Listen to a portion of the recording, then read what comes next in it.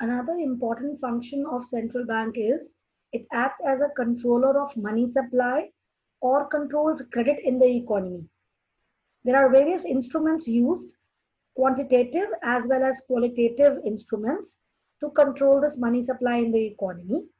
Today's class, we're going to take up quantitative instruments, which includes repo rate, bank rate, open market operations, and legal reserve requirement or ratio. So the first one is repo rate. Repo rate is the rate of interest which is charged by central bank on a loan extended to commercial bank for short-term needs. In India, this is 7 days. When central bank increases repo rate, it means the borrowing for commercial bank becomes expensive. So they in return increase the interest rate charged by them, which in market induces people to borrow less. So money supply decreases. On the other hand, when repo rate decreases, the interest rate charged by commercial bank will also decrease, which will lead to increase in money supply. The second is bank rate. Bank rate is similar to repo rate. Bank rate is again the rate of interest charged by central bank on a loan extended to commercial bank but for long-term needs.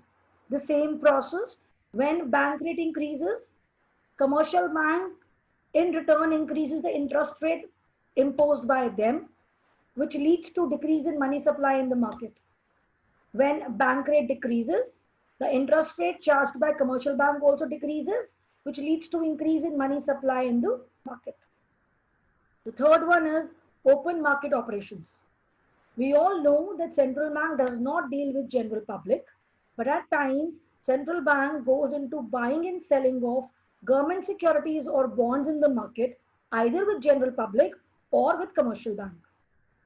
Now, when in open market, central bank decides to sell the securities, it means the money flows from commercial bank to RBI. That means the money supply in the economy actually reduces. On the other hand, when central bank decides to purchase securities, then in that case, money flows from RBI to commercial bank, and that means the money supply in the economy will actually increase. The next one is legal reserve requirement or legal reserve ratio. It has two components, cash reserve ratio and statutory liquidity ratio. Cash reserve ratio is the minimum percentage of net demand and time liabilities that a commercial bank needs to keep with central bank. That is a deposit kept with central bank. On the other hand, SLR is minimum percentage of net demand and time liabilities that commercial bank keep with themselves within the branch. What it means is that legal reserve ratio is the reserve kept within the banking system, which is not available to be extended as a loan. So when cash reserve ratio or statutory liquidity ratio or both increases, then that means reserves within the banking system increases.